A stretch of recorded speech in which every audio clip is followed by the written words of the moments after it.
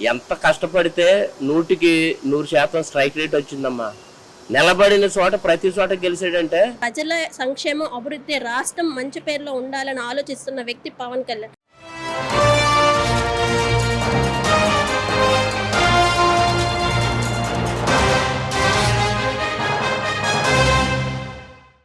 మీ పేరు? సదర్లా Suri. Okay, present కూటమి ప్రభుత్వం వచ్చి 9 నెలలు అవుతుంది కదా అండి. ఈ 9 నెలల పరిపాలన ఎలా ఉంది అంటే ఏం చెప్తారు? మీ వరకు ఎలా అనిపించింది? మా వరకు అయితే నరకంలో నుంచి స్వర్గంలోకి ఉన్నట్టుందమ్మా. నరకం అనిపించి స్వర్గంలో కాలు పెట్టినట్టు ఉంది. ఎందుకని అంటే నరకం అని అంటున్నారు? గత 5 సంవత్సరాల్లో అసలు ఏం చూశారు? ఎటువంటి ఇబ్బందులు పడ్డారు అంటే ఏం చెప్తారు? మాది కైకలూరు నుంచి విజయవాడ రావాలంటే 5 గంటల ప్రయాణం. రోడ్లు అంత అధ్వాన్నంగా ఉండి ఈరోజు గంట పావులు రాగలిగాం. ఒక కుదుపు లేదు, వాహనాల డ్యామేజ్ అవుతులే, రోడ్లు అంత బాగున్నాయి. ఇంకా పెన్షన్దారులు అయితే చాలా సంతోషంగా ఉన్నారు. 4,000 రూపాయలు. ఊర్లో అభివృద్ధి కార్యక్రమాలు కానీ సంక్షేమ, అసలు రోడ్లు అయితే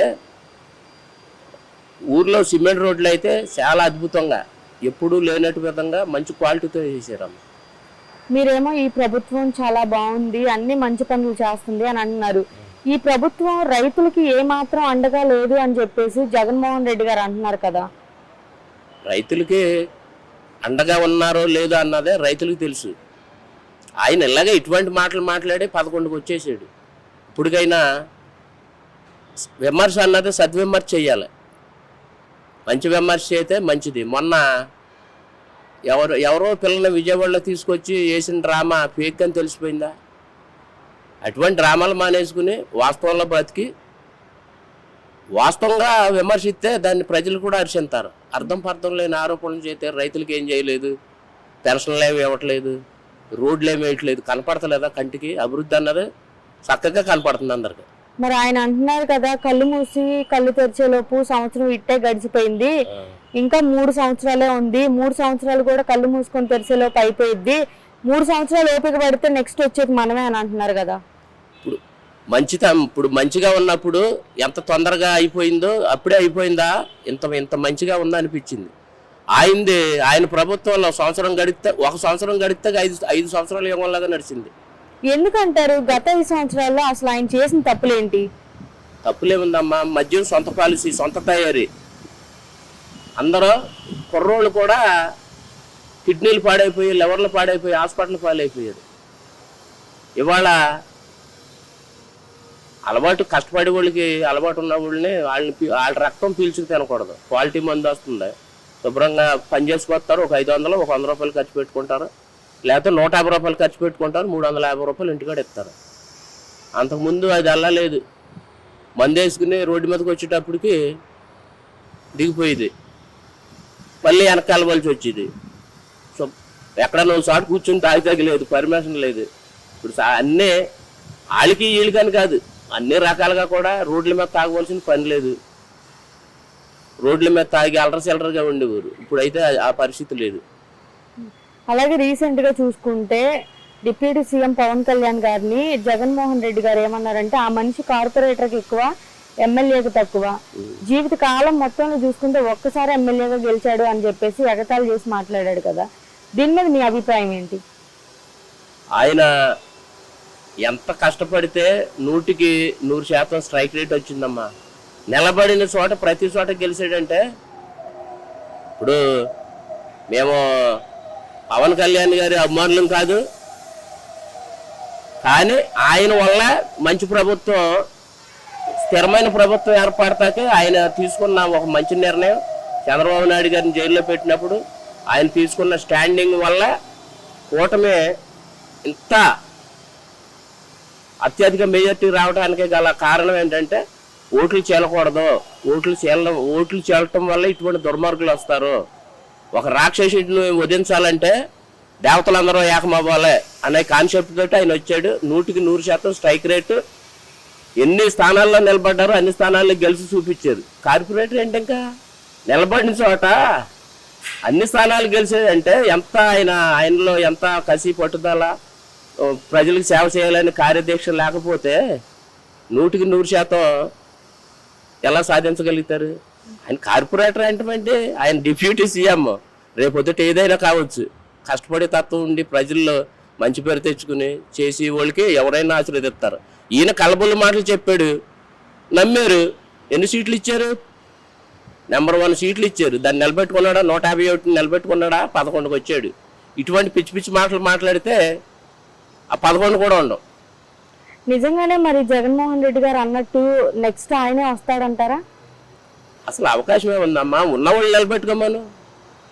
ఇప్పుడు ఉన్నవాళ్ళు నిలబెట్టుకుంటే మొత్తం జనసేనలోకి, బీజేపీలోకి కొంచెం ఇబ్బంది లేని వాళ్ళందరూ టీడీపీలోకి వస్తున్నారు.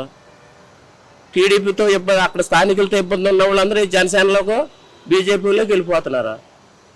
ఆయన నమ్ముకున్న వాళ్ళే మొత్తం కుడిపోజం ఎడపోజం అని తిరిగిన వాళ్ళే విజయసాయి రెడ్డి లాంటి వాళ్ళు పక్క వచ్చేసారంటే ఇక ఆయన పరిస్థితి ఎలాగుందో ఆ డిప్రెషన్లోనే ఇటువంటి మాటలు వస్తున్నాయని నేను అనుకుంటున్నా. మీ పేరు? మౌనిక అండి. ఓకే, కూటమి ప్రభుత్వం వచ్చి 9 నెలలు అవుతుంది కదండి. ఈ 9 నెలల పరిపాలన ఎలా ఉంది అంటే ఏం చెప్తారు? ఖచ్చితంగా మనం ప్రస్తుత గవర్నమెంట్ గురించి మాట్లాడుకోవాలంటే గత ప్రభుత్వంలో 5 సంవత్సరాలు విధ్వంసానికి గురైన రాష్ట్రాన్ని మన ప్రస్తుత ముఖ్యమంత్రి సంక్షేమం, అభివృద్ధి ఒక రెండు మార్గాలుగా పెట్టుకొని ఆయన మొదటి రోజు నుంచి కూడా రాష్ట్రంలో ఎటువంటి మార్పులు తీసుకొస్తున్నారో మనం కళ్ళారా చూస్తున్నాం. ఇవన్నీ మామూలుగా రోడ్ల గురించి ఆలోచించినా కూడా రోడ్లన్నీ కూడా ప్రతి విలేజ్లో కూడా కనెక్టివిటీ రోడ్స్ దగ్గర నుంచి మొత్తం రోడ్స్ కూడా ఈరోజు చాలా అందంగా తయారైంది. పల్లెటూర్లు కూడా ఇలా చెప్పుకుంటూ పోతే ఎన్నెన్నో కార్యక్రమాలు లైక్ ఫీజు బకాయింపులు రాష్ట్రం గత ప్రభుత్వంలో పిల్లలు ఎంతెంత ఇబ్బంది పడ్డారు అవన్నీ కూడా ఈరోజు నారా లోకేష్ అన్న వాటన్నిటిని రిలీజ్ చేస్తూ ఈవెన్ 20 లక్షల ఉద్యోగాలే లక్ష్యంగా పెట్టుకొని పనిచేస్తుంది ఈ కూటమి ప్రభుత్వం. నిరుద్యోగులు అనే వాళ్ళు లేకుండా చేయాలని చేస్తున్న ఈ కూటమి ప్రభుత్వానికి ఖచ్చితంగా ఇది ఒక మంచి ప్రభుత్వం అని చెప్పుకోవచ్చు. అలాగే గత 5 సంవత్సరాలు చూసారు కదా అంటే గత 5 సంవత్సరాల పరిపాలన ఎలా ఉంది అంటే ఏం చెప్తారు? అదొక రాక్షస పాలన. దాని గురించి ప్రత్యేకంగా మనం ఈరోజు మాట్లాడుకోవడం కూడా టైం వేస్ట్ అని నేను అంటాను.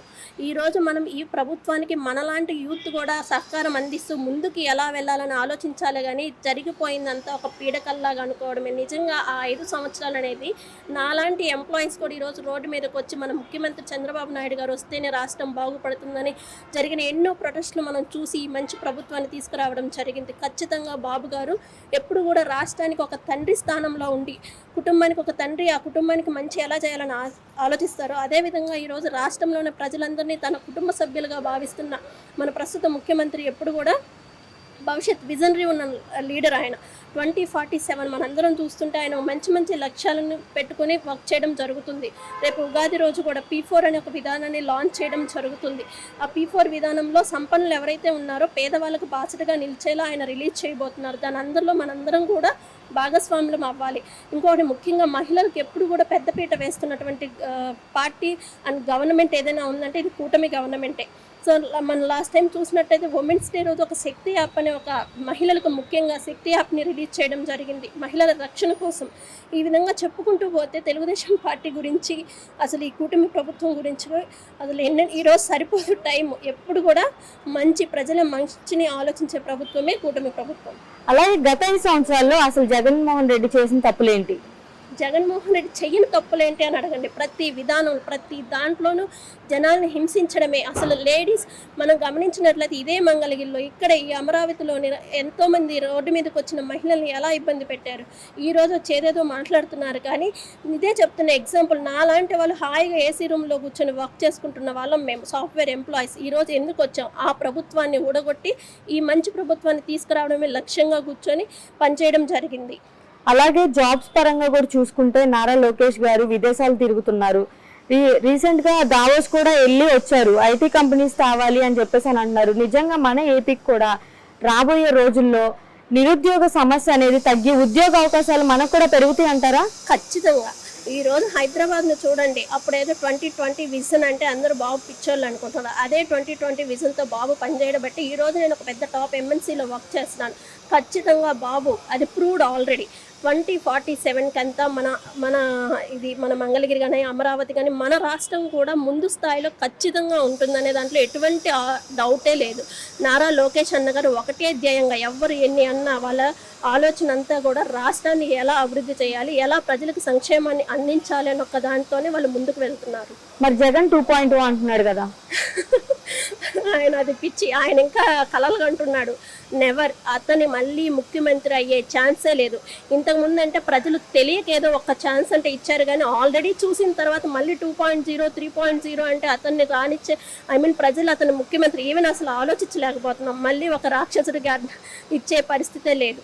అంటే ఈ కళ్ళు మూసుకొని తెచ్చేలోపు సంవత్సరం ఇట్టే గడిచిపోయింది, ఇంకా 3 ఏళ్ళు ఓపిక పట్టండి, నెక్స్ట్ వచ్చే పరిపాలన మనదే, మంచి పరిపాలన అందిస్తాను ప్రజలకి, రైతులకి ఈ ప్రభుత్వంలో తీరని నష్టం జరిగింది, మా ప్రభుత్వం వచ్చిన తర్వాత మంచి చేస్తాము అని అంటున్నాడు కదా. మేబీ కళ్ళు మూసి కళ్ళు తెచ్చే లోపల అంటే ఆయన మనం కూటమి ప్రభుత్వం గెలిచిన తర్వాత గాఢ నిద్రలోకి పోయి ఇప్పుడు లేచాడేమో. చాలా మార్పులు జరిగాయి రాష్ట్రంలో, చాలా అభివృద్ధి స్టార్ట్ అయింది, చాలా సంక్షేమ కార్యక్రమాలు స్టార్ట్ అయ్యాయి. ఈవెన్ మన పెన్షన్ దగ్గర నుంచి చూసుకుంటే ప్రతిదీ కూడా మనకి ఎంతో డెవలప్మెంట్ కనిపిస్తుంది. అతను కలలు కంటున్నాడు, అది నెవర్. అతను వచ్చే ఛాన్సే లేదు. రైతులు ఏ సమస్యలు ఫీల్ అవుతున్నారంటే, నేను ఒక రైతు బిడ్డని, హ్యాపీగా ఉన్నారు మా డాడీ.